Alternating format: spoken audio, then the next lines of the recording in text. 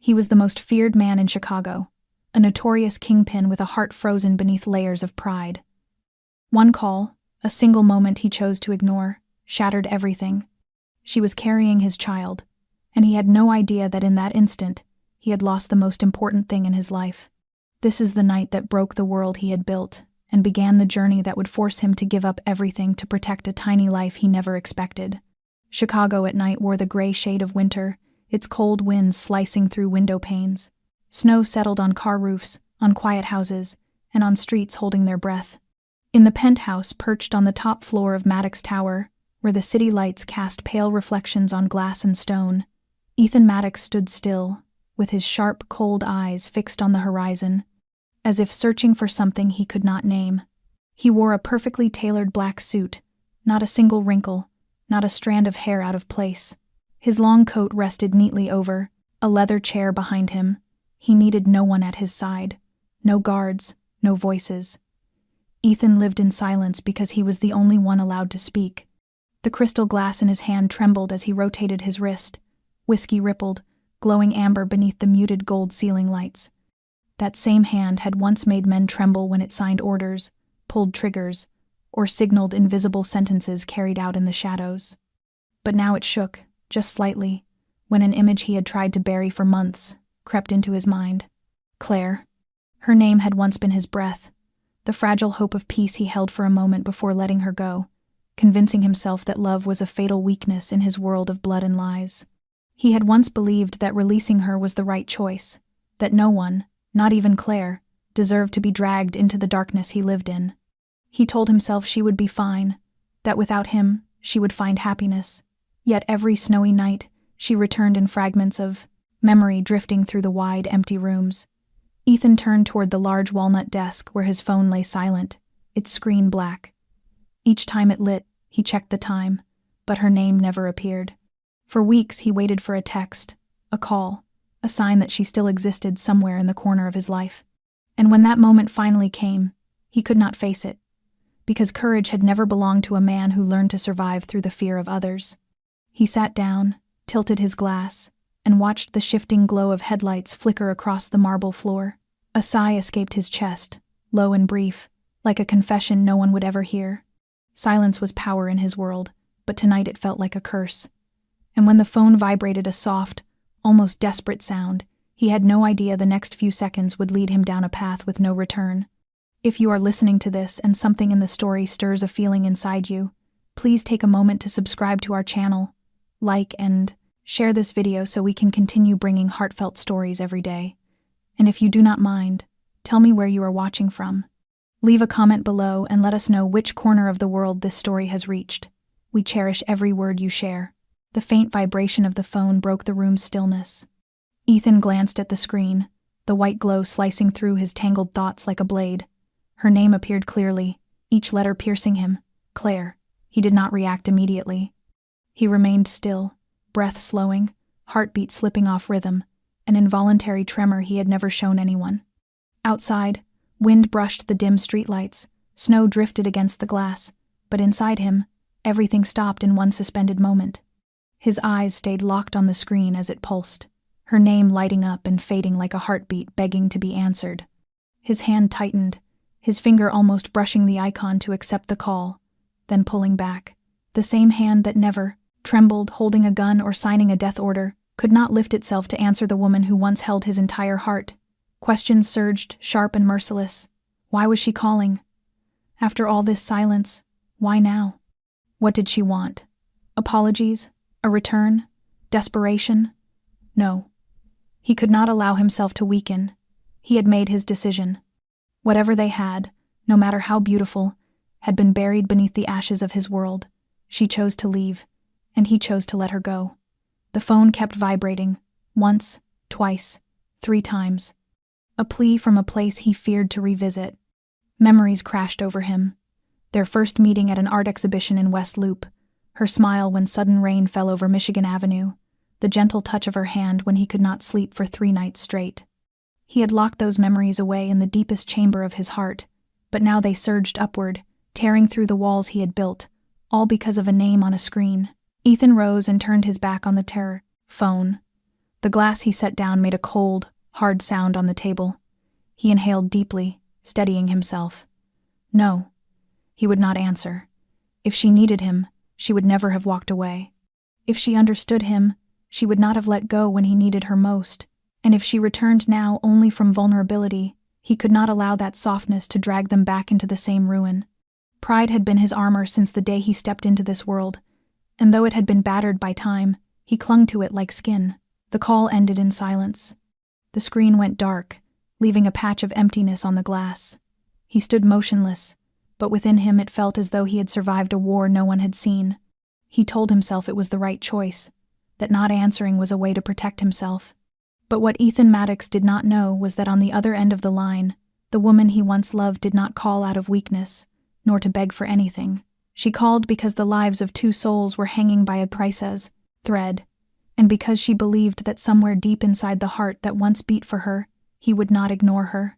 But he did. And in the moment he let that call fall into silence, fate shifted. A turning so absolute, there would never be a way back. In a small apartment on the western edge of Chicago, Claire curled into herself on the cold floor. Cold sweat streamed down her temples, soaking the oversized padded jacket she had worn for an entire week. The room was dark except for the faint yellow glow spilling from the kitchen, illuminating her pale face and the tight lines across her forehead as waves of pain tore through her body again and again like violent surf. Her hands clutched her belly, where a tiny 8-month-old life moved weakly, as if pleading for a chance to go on. She had tried to stay calm all evening, hoping it was only false labor like before, but this pain was sharper, longer, and accompanied by a terrifying heaviness deep in her pelvis. She dragged herself toward the chair where her phone rested on a low table, whispering the only name she could think of, even though she knew the chance of an answer was painfully small. Ethan, please, pick up. Her fingers trembled as she reached, cold and stiff like needles pressing through her skin. Every movement triggered a stab of pain slicing across her back and down her legs, forcing her to bite down hard to keep from crying out. When her fingertip finally brushed the screen, she saw his name still there, still unanswered. She pressed call again, her heart pounding so violently it made her dizzy. The ringtone stretched into the silence like a thread of despair. No one answered. Claire collapsed again, falling onto her side, her head hitting the wooden table leg as the light in her vision blurred. She felt warmth spreading beneath her, soaking through her pants and pooling across the icy tile floor. Amniotic fluid. She knew instantly. There was no mistake. Her breath turned ragged, her chest rising, and falling as though it might split open, her throat parched as if scorched from within. One hand held her stomach, the other groped for the phone now lying farther away, its faint screen still flickering. She crawled toward it, her body heavy, every inch of movement pulling her deeper into sinking sand. When she reached the phone, she tried dialing emergency services, but the numbers blurred. Everything spun. She closed her eyes for a moment, took a long breath, and forced them open again. Another contraction hit, stronger, tearing a cry from her lungs. There was no more time. She pressed the call button, her voice barely audible when someone answered. Please, help me. I am pregnant. 8 months. My water. It hurts. It hurts so much. Her words came out like fragments of a soul being pulled apart. The operator tried to calm her, asked for her address, and told her to stay as still as she could. Claire managed to recite her apartment number through broken breaths, then collapsed onto the tile as cold as ice. She tightened her grip on the phone, the way a drowning person clings to a final piece of floating wood. Her other hand stayed on her belly, where she could feel tiny, weak kicks tapping from inside. She closed her eyes briefly as a tear slipped down her cheek and fell onto the screen just as the emergency call ended. Claire whispered, her voice barely formed. Please, my baby, stay with me. Do not go. Pain surged again, relentless, and this time her entire body seized like a fragile leaf being crushed. She no longer had the strength to cry, only short, shallow breaths that slowed with every passing second. The wail of sirens in the distance became the last sound she heard before darkness closed in. The apartment door burst open as paramedics rushed in with a frantic neighbor behind them, the ambulance siren still echoing from the street below as if time itself were hammering the urgency of every second. Claire lay curled on the floor, her eyes unfocused, her breath uneven, her skin ghostly under the dim ceiling light that froze the room in terror. Beside her, a puddle spread outward, the faint metallic scent of blood mixing with the lingering smell of bleach from the kitchen. The neighbor, a middle-aged woman named Marcia, still trembling, said she had heard a thud and soft sobbing through the thin walls. She looked at Claire with shock and heartbreak, seeing a young pregnant woman alone on a cold night with no one beside her, no family, no hand to hold at the moment she needed someone most. The paramedics worked quickly. Claire's heartbeat was weak, her blood pressure dropping, her responses slow, her lips drained of color. One leaned down, pressing a stethoscope to her belly, then looked up with tense eyes. There is still a fetal heartbeat, but it is faint, showing signs of distress. We need to move now. She is close to respiratory failure. They strapped Claire onto the stretcher, securing her abdomen as contractions shook her body in violent bursts. In the fog of fading consciousness, Claire's eyes fluttered open, staring at the ceiling as she was wheeled through the doorway. She tried to speak but only managed a faint groan, her thin arm rising for a brief second as though reaching for someone, then falling limp.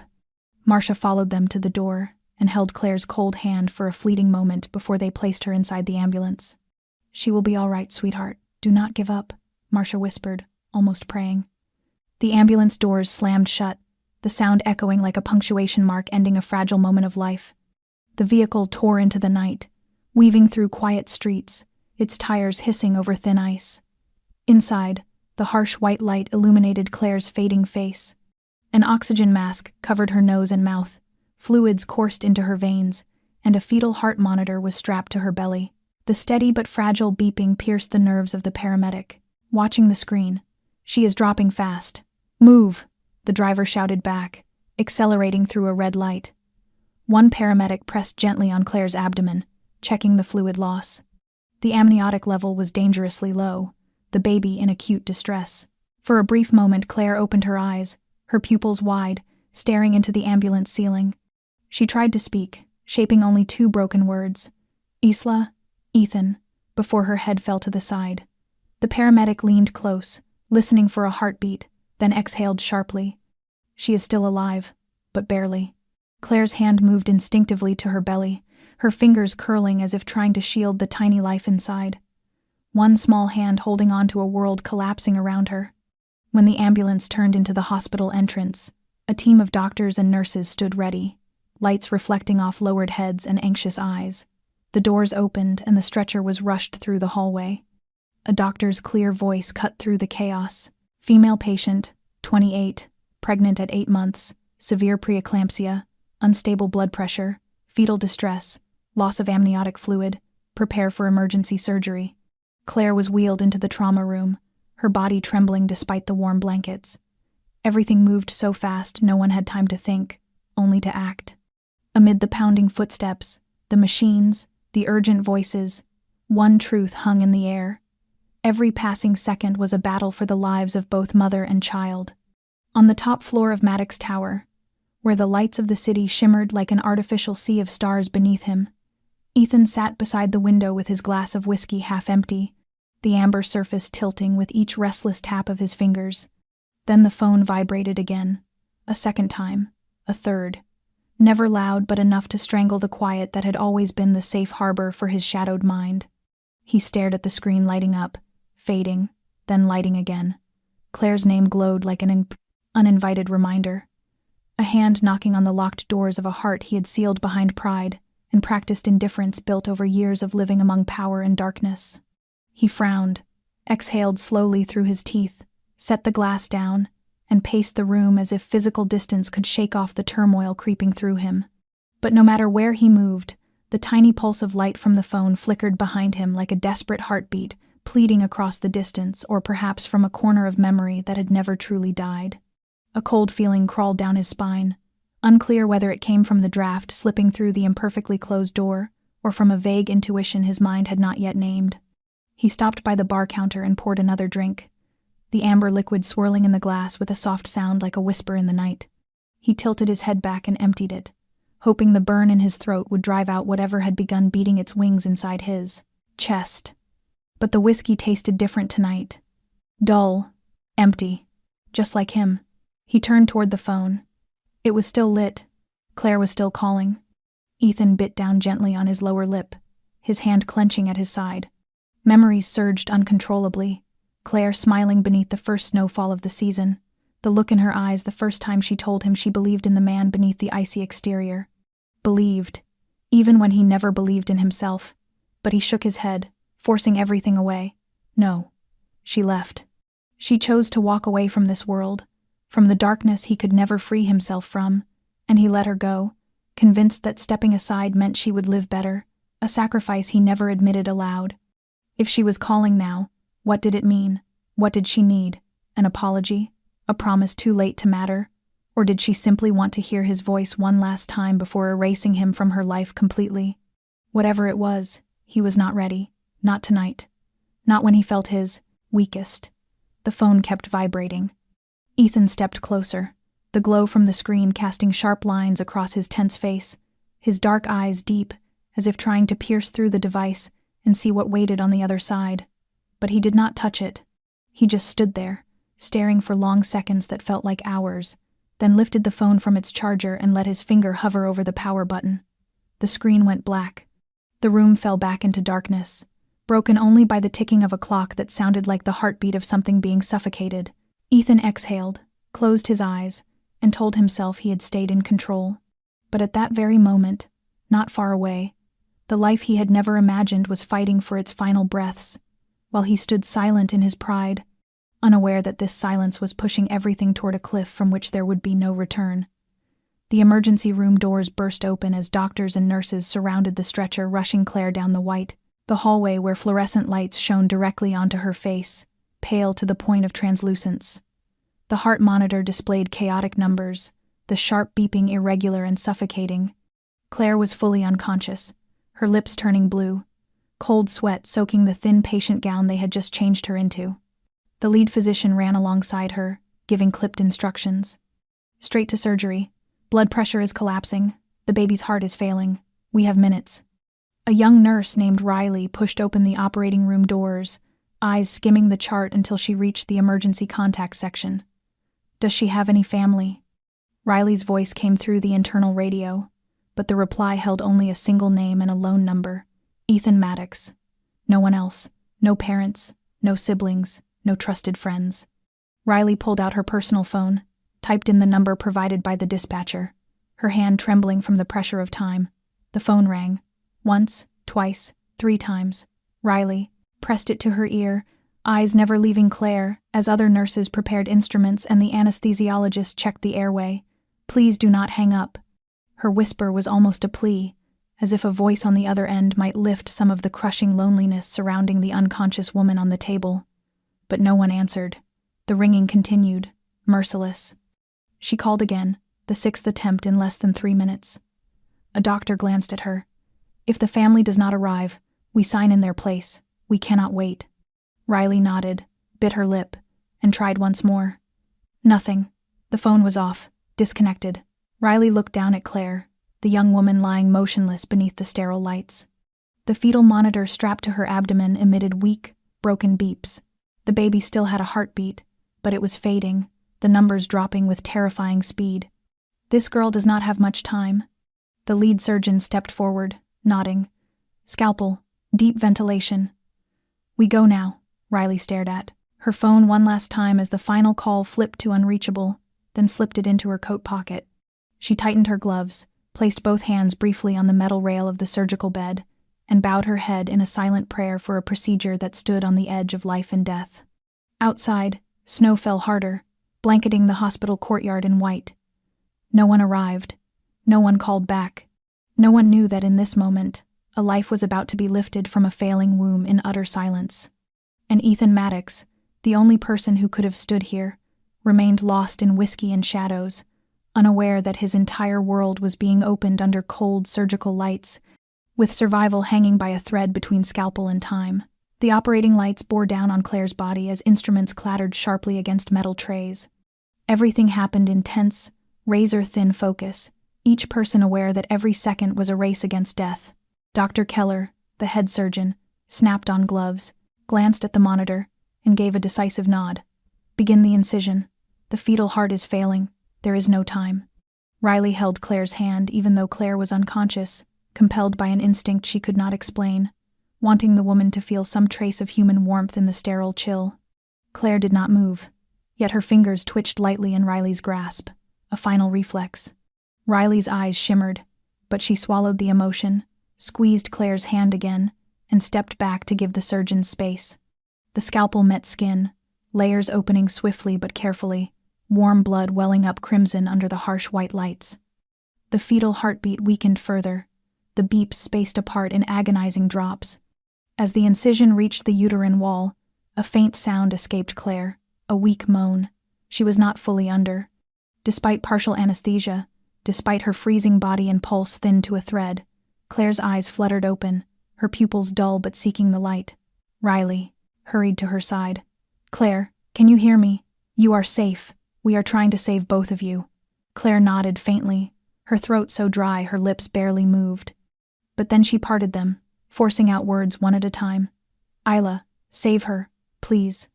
The whisper was fragile as wind against leaves, barely audible to Riley and the surgeon beside her, yet carrying the weight of a storm. She did not mention herself. She did not ask if she would live. She begged only for her daughter. Riley squeezed her hand again, nodding as tears slipped beneath her mask. Everyone heard, and those words became a sacred command for the entire room. "Doctor." Keller eased the opened abdomen, reaching the uterus. The fetal signals were nearly gone. "We take the baby now." A nurse positioned the warming table. Riley prepared blankets. Claire's eyes remained open, her breath rapid, each inhale cut by pain and fear. They could not give her more anesthesia. Her blood pressure was dangerously low. Claire stared up at the Rexestenixes ceiling, the lights blurring. In that fractured moment, an image rose in her mind. Ethan's face, the deep eyes that were often cold but had once looked at her with a tenderness the world never saw. She called his name silently, not in blame, not in desperation, but simply to touch the memory of warmth she once held in uncertain days. A tear slid down her cheek and landed on the white sheet. No one wiped it away.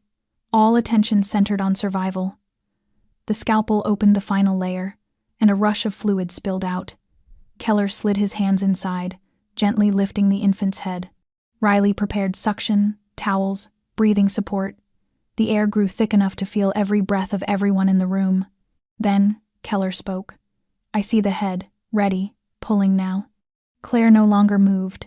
Her heartbeat slowed, her eyes slipped shut, but a faint curve lingered at her lips, a small smile meant for the life about to enter the world.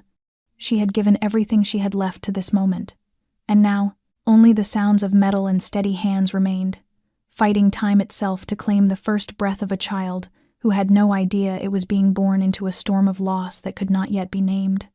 A faint cry broke through the tense stillness of the operating room, like an unexpected spring of water rising from the heart of a desert.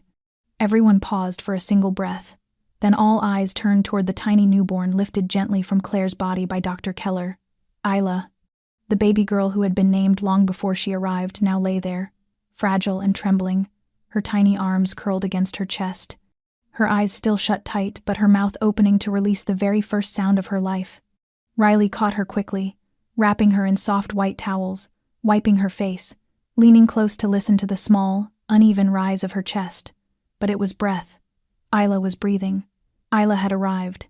Another nurse cut the umbilical cord, her hands shaking as she finished the task, as though she had just severed a thread between life and death, between a beginning and an ending. Isla was placed on the warming bed as her numbers slowly steadied, her heart beating lightly, not strongly but steadily. Her cries grew louder, a fragile yet determined sound, as if she were proclaiming that she was here, that she had fought her way into the world. But while everyone's gaze settled on Isla, something inside Riley tightened painfully. She turned back toward Claire.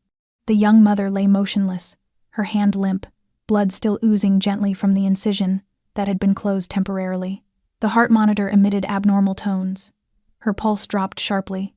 Her blood pressure vanished. Riley shouted, "Heart rate falling, respiratory failure, charge the paddles."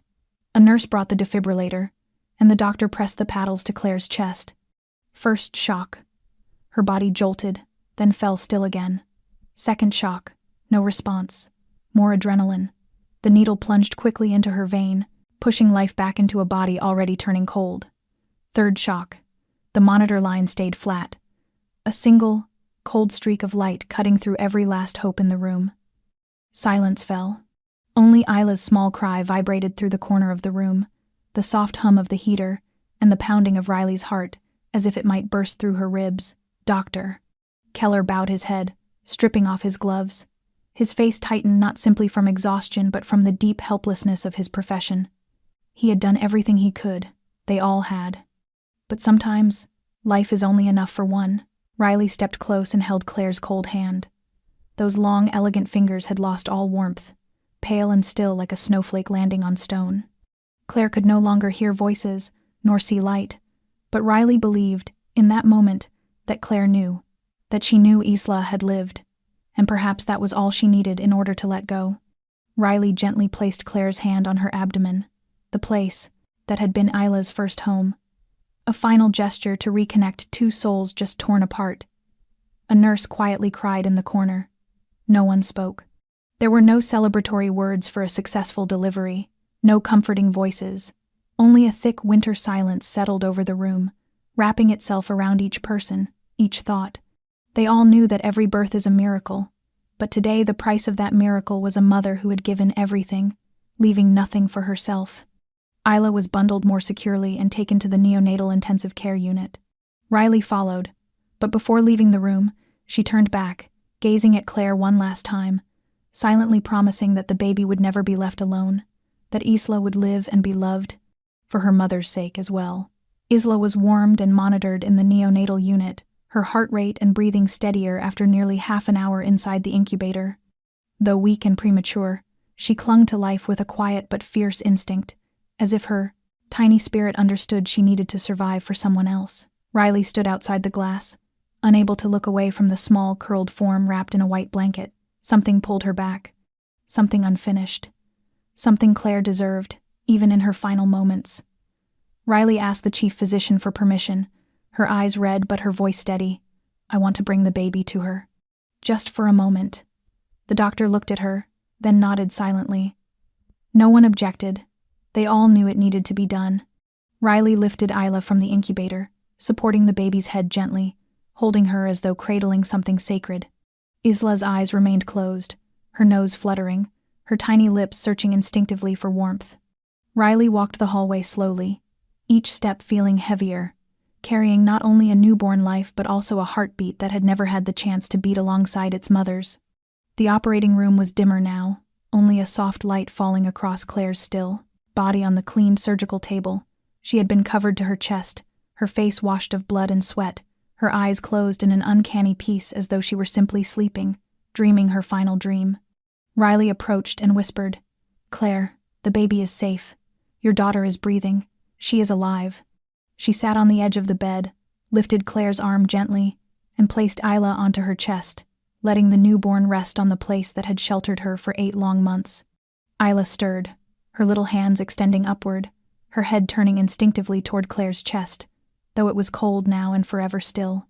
The sight nearly stole Riley's breath. A mother who had given all she had, and a child nestled in her arms unaware that they would never hold her again. The room fell into absolute silence.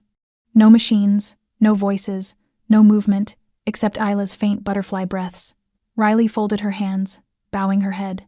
An older nurse behind her cried quietly, her eyes having witnessed hundreds of births yet never growing accustomed to goodbyes like this. Time seemed to stop.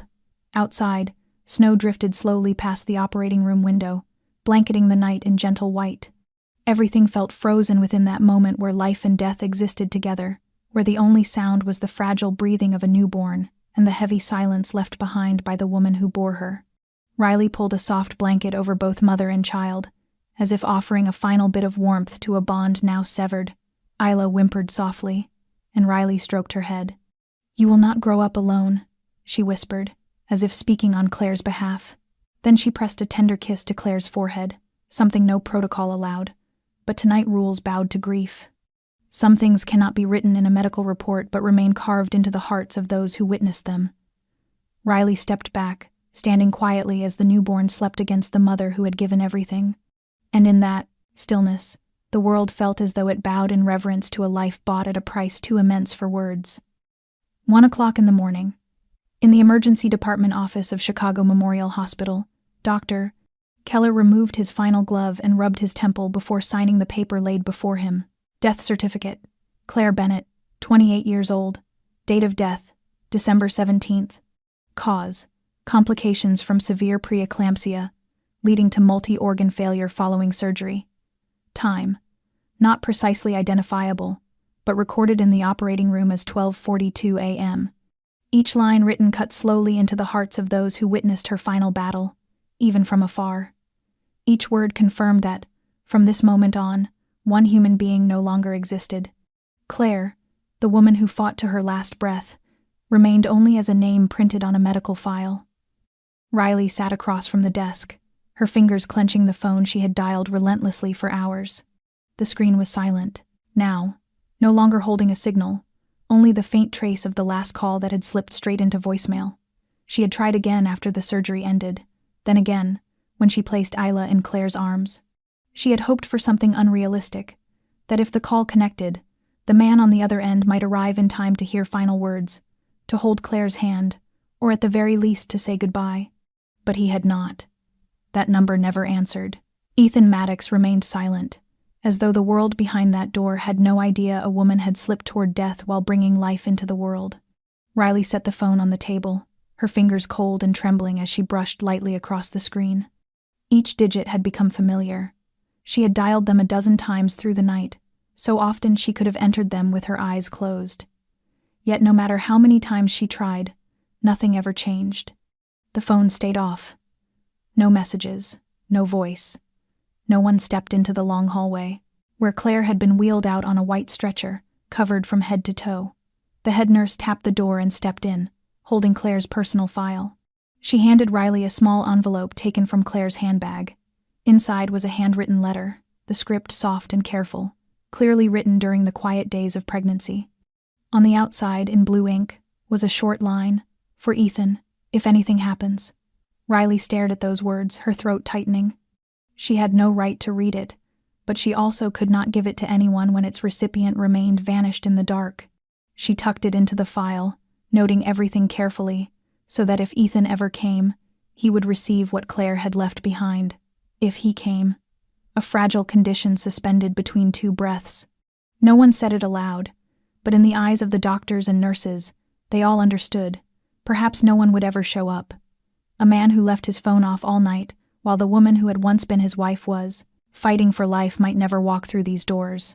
In the temporary morgue, Claire was placed in the refrigerated chamber, covered with a clean sheet and positioned gently as though she were sleeping.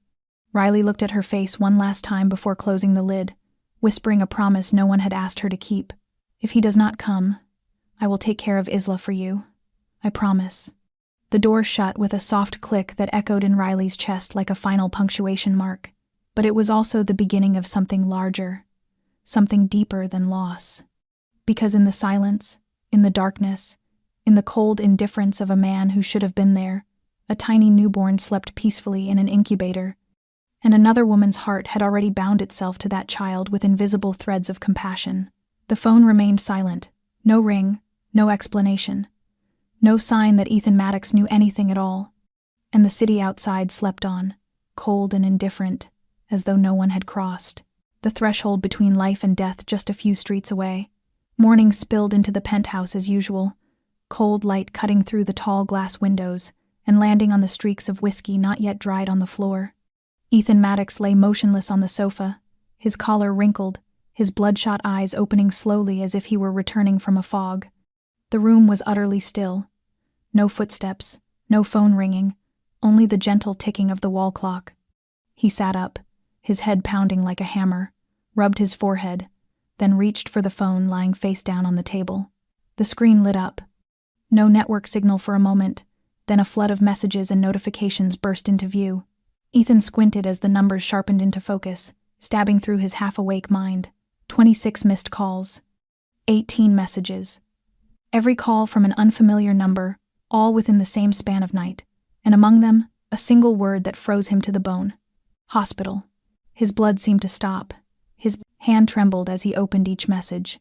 The first, from 11:48 p.m. "Please call back. This is a nurse from the maternity ward at Chicago Memorial.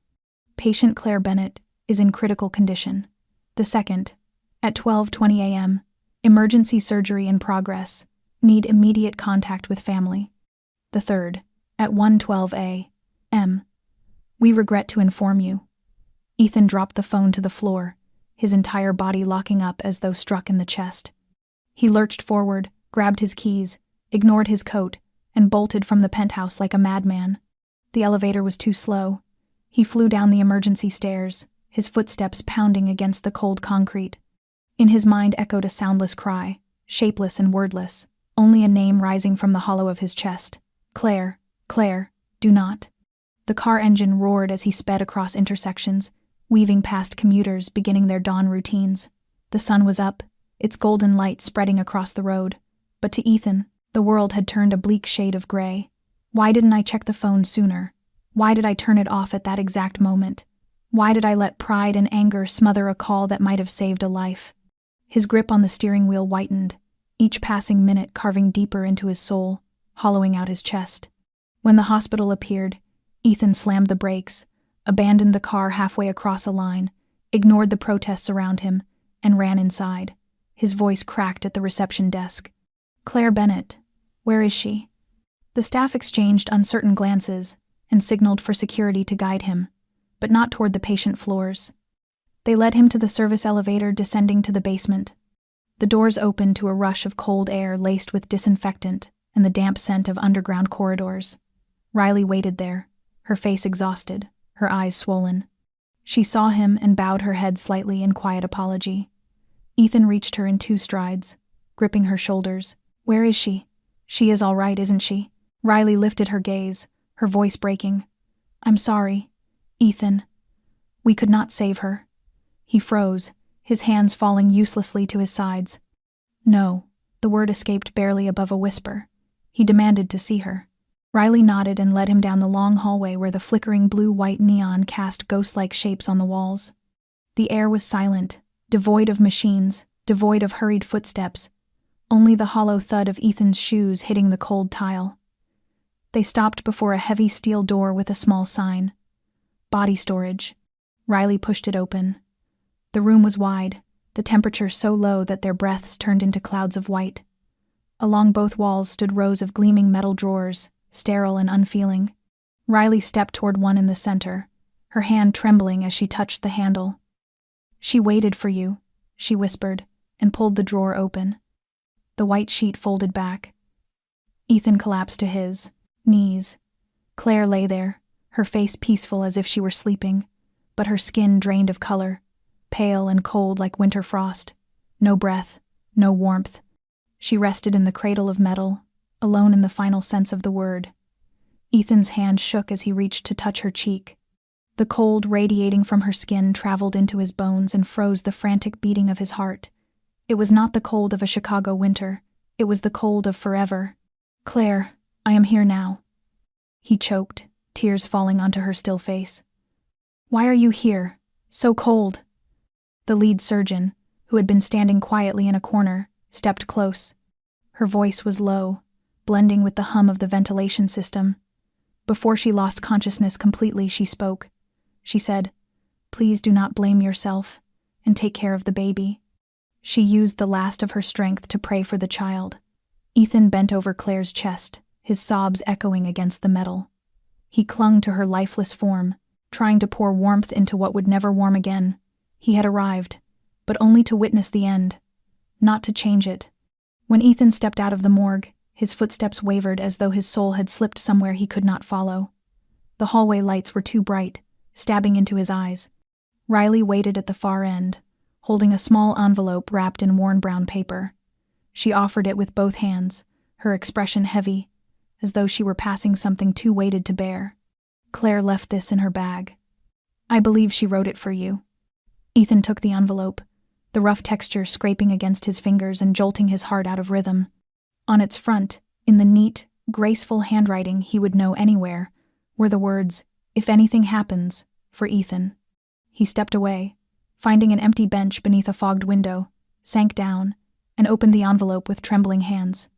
Inside was a folded sheet of paper, Claire's handwriting flowing across it, each line as, if still carrying her breath, Ethan, my love, if you are holding this letter, then I may not have been able to see you again the way I always hoped.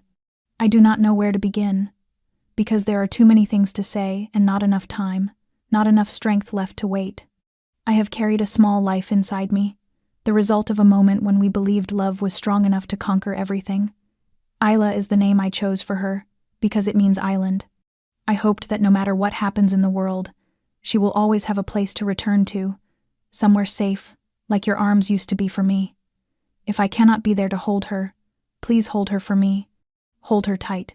Tell her her mother loved her with everything she had, and that her father is stronger than anyone she will ever know. Ethan, I know you were angry, I know you were hurt, and I know I wasn't the only one who suffered in the story that belonged to us.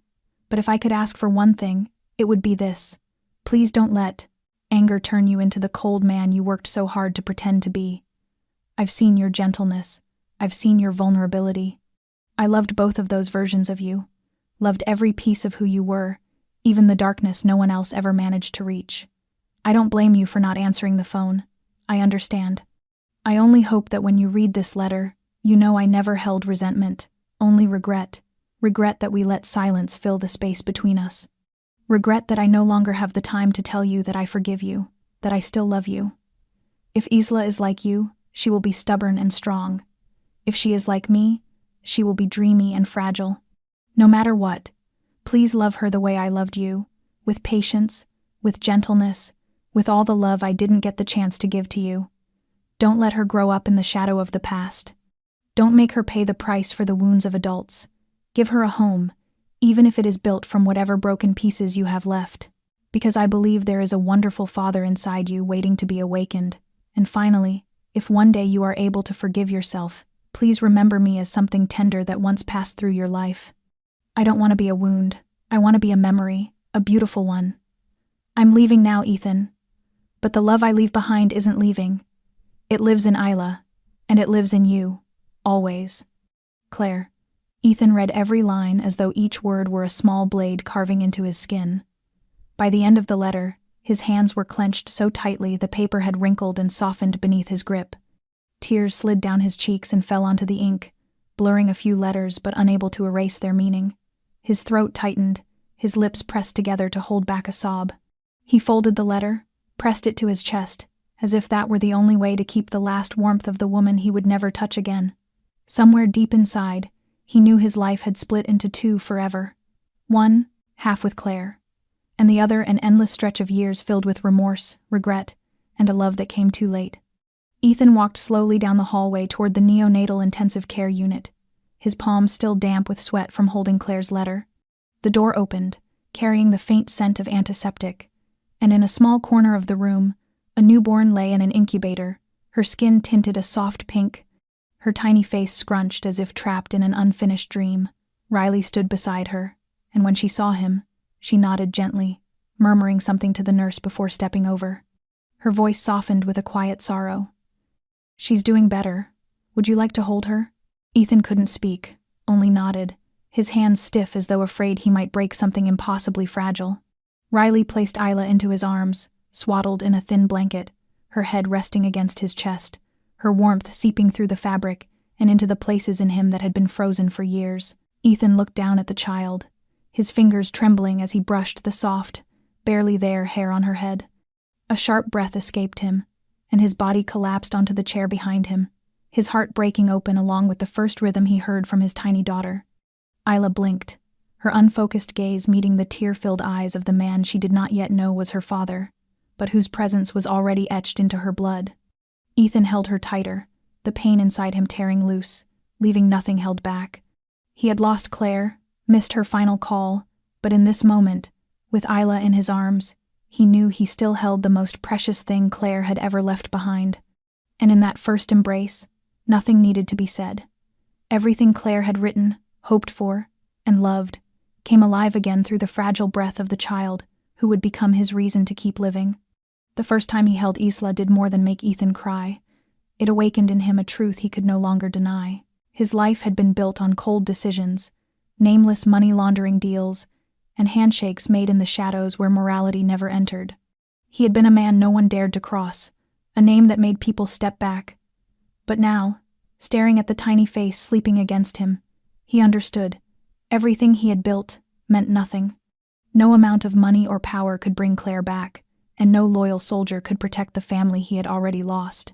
He returned to the old apartment where Claire's laughter once filled the rooms, where she had collapsed while calling him that final time. The space was hollow now, cold and stripped of life. Ethan sat on the worn sofa, the phone still showing 26 missed calls, each one a wound that would never heal. He called Marco, his most trusted lieutenant, not to explain or defend. "I'm out. I'm done. Erase my name from every account, every contract, everything. I'm keeping only one thing, the house in Wisconsin." Marco was silent for a few seconds, then sighed. "Are you sure? After all these years?" Ethan closed his eyes. "Claire is gone. My daughter needs to live." Marco said nothing more. 2 weeks later, Ethan left Chicago. No farewell meeting, no ceremonial handover, just a man carrying a newborn daughter, a few suitcases, and a silent promise buried in his heart. He drove to a remote lakeside town in northern Wisconsin, where winter snows came thick each year and maple trees flamed red in autumn. The old wooden house by the lake, once his parents', had been abandoned for years. Ethan spent a month repairing shingles, replacing broken windows, building new furniture, and installing a wood stove. Isla's crib, which he built himself, stood right beside his bed. Each morning he woke not to a midnight call from a criminal deal, but to the cries of a child. Each night he read fairy tales Claire had once loved. No blood, no threats, no midnight meetings with men who lived on fear. Only the wind over the trees, the smell of warm milk, the crackle of the stove, and nights of restless but peaceful sleep. Ethan didn't try to forget Claire. He set her photograph on a wooden shelf, beneath it a small frame holding Isla's first inked footprint. Each day, he lived as though it were a chance to redeem himself, not to earn forgiveness, but to be worthy of the love Claire once gave him. No one knew where he lived now. Every Chicago asset was converted to anonymous funds. He kept no cash beyond what he needed for his daughter. Ethan Maddox, once a crime boss commanding an entire corner of the city, was now an anonymous man in a small town, wearing thick sweaters, pushing a stroller along the lake each morning. No one there knew who he had been. They saw only a quiet father whose tired eyes never strayed far from the child he held, as if she were his entire remaining life. And in the first winter of this new existence, he realized he had nothing left but Isla, and he needed nothing else, because each time he held his daughter, he felt Claire still there, in every breath, every tiny movement of the child who carried everything he had lost. Ethan never imagined he would one day learn to change diapers, mix formula at 2 a.m, or rock a baby to sleep with soft lullabies whispered through exhaustion. But from the moment Isla entered his life, everything changed. The world he once knew, filled with sharp transactions and instant decisions, was replaced by fragile, meaningful moments. The day Isla first ran a fever, he panicked, rushing through the house with her in his arms, spilling a bottle of medicine as his hands shook too hard to steady it. When her temperature finally dropped, he slid to the wooden floor and covered his face, sobbing not from fear but because he had never realized a tiny child could shake a heart that had once been frozen solid. Isla smiled for the first time at 3 months old. It happened while Ethan fumbled with a plastic spoon, dropping food across her chin. She blinked up at him, eyes bright, and broke into a toothless grin that glowed like June sunlight in the middle of winter. Ethan froze, as if time had halted to make room for the moment to carve itself into his bones. He sat unmoving for several seconds, tears spilling freely, then let out a laugh, raw, soft, disbelieving, like a man who had just discovered what happiness truly meant. Every morning, he carried Isla out into the garden and sat on the wooden chair Claire had once chosen long before they ever fell apart. He told his daughter about birds, about trees, about the simplest things in the world. Isla grew up without much crying, only with those dark, shining eyes that followed his every step. Whenever he went into the kitchen, she would sit in her nearby cradle, quietly watching every clumsy movement of a man who had never before held a knife to slice carrots straight. He learned to warm milk to the precise temperature, learned to hand wash her tiny clothes because he hated the loud rumble of the washing machine that startled her, learned to hold her small hand whenever she tried to stand, and toppled back onto the wooden floor.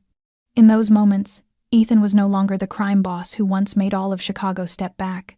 He was simply a man fumbling his way toward becoming the person Claire once believed he could be. One night, Isla choked on milk in her sleep, and he panicked so badly that he ran into the snowy street, shouting for the neighbors even though it was only 3 a.m. The elderly woman living 2 houses away rushed over, patted the baby's back, showed him how to angle her head, then told him to breathe.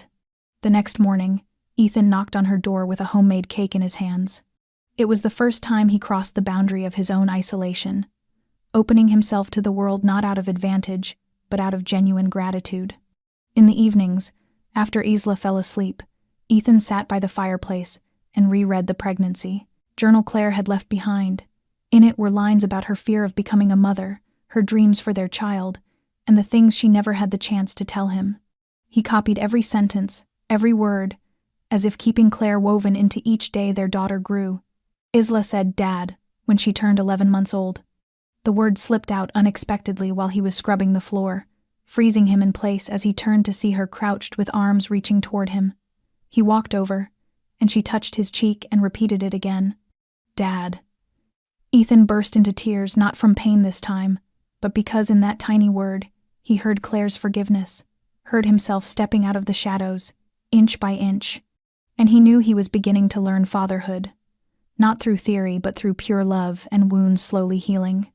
One late autumn afternoon, after Isla drifted to sleep in her rocking chair by the window, Ethan sat before his old computer, his eyes somber.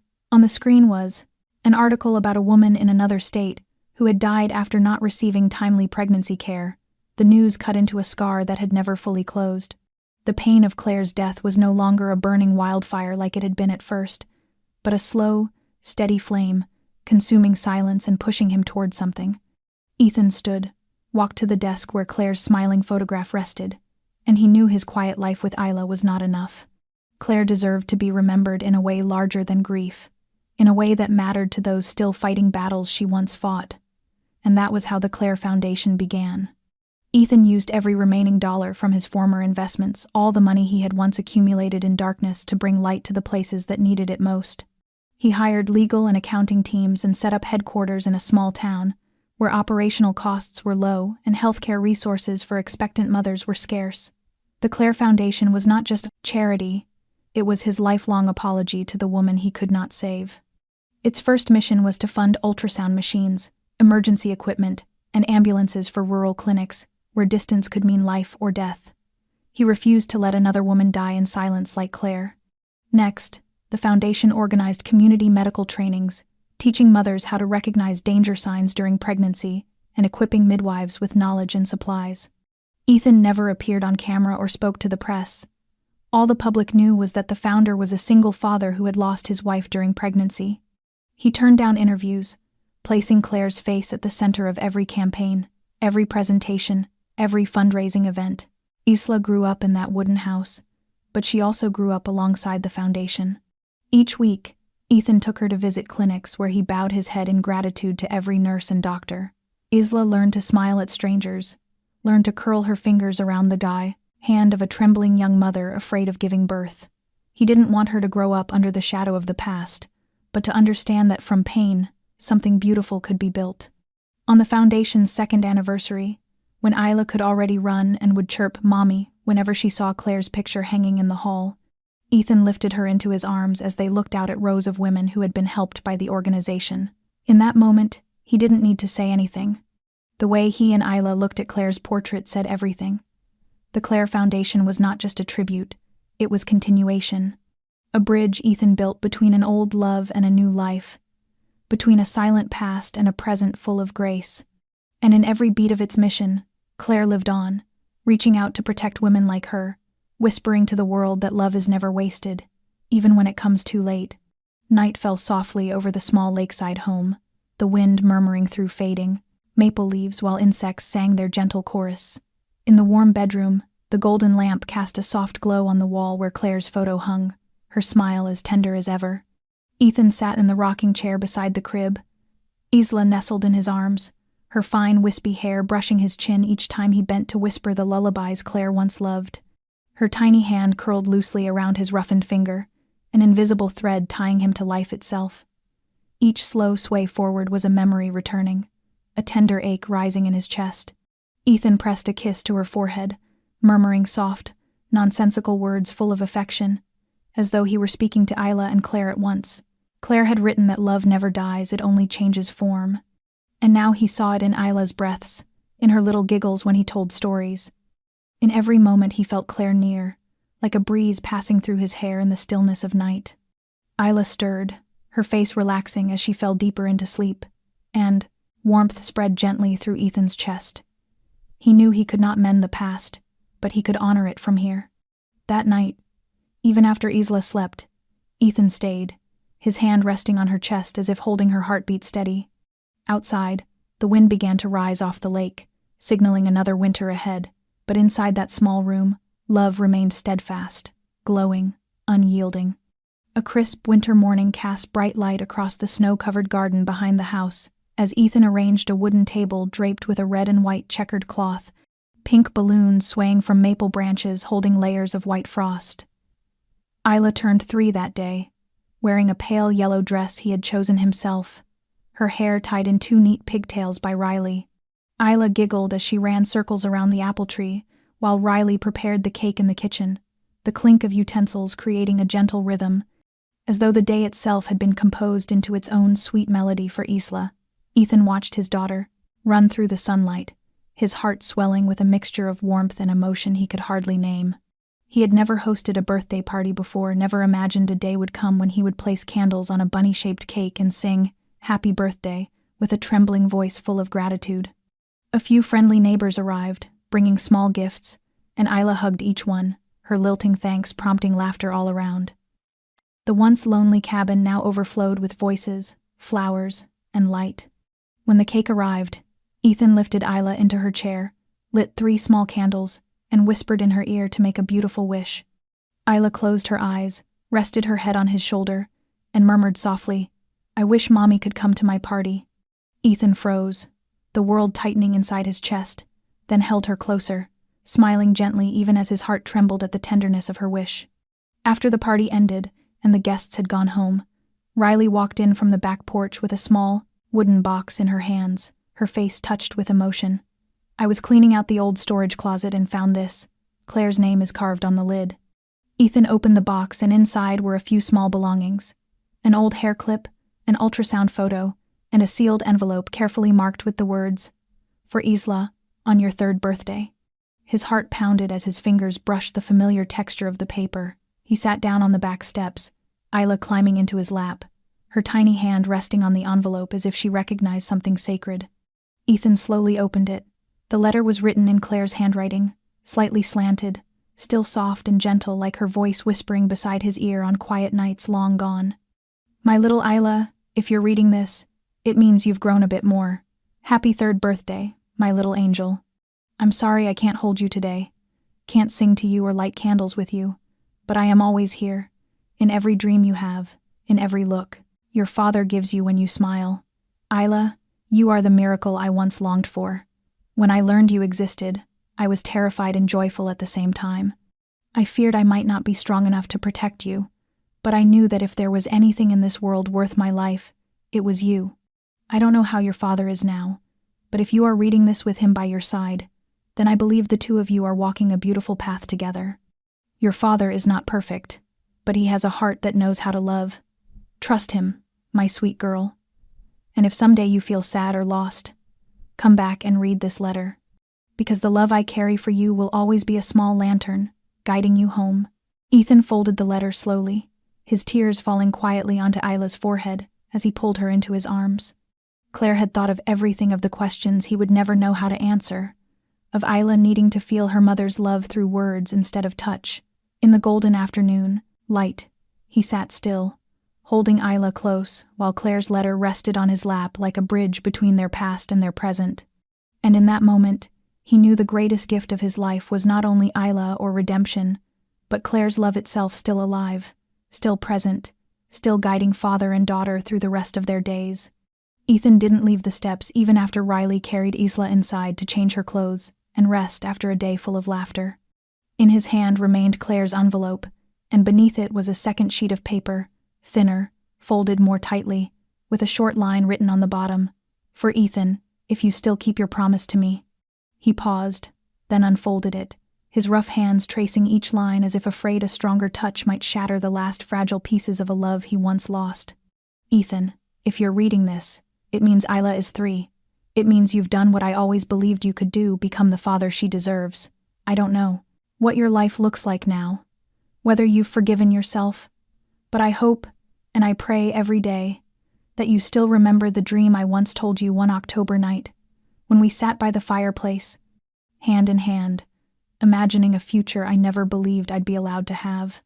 I dreamed of a small house with windows facing a maple forest, with the sound of little footsteps running on wooden floors, with the smell of warm apple pie drifting through the afternoons, with you reading by the window while I sang softly in the kitchen. I know it was too simple for the world you came from, but to me, it was a dream big enough to live for, and precious enough to die for if I had to.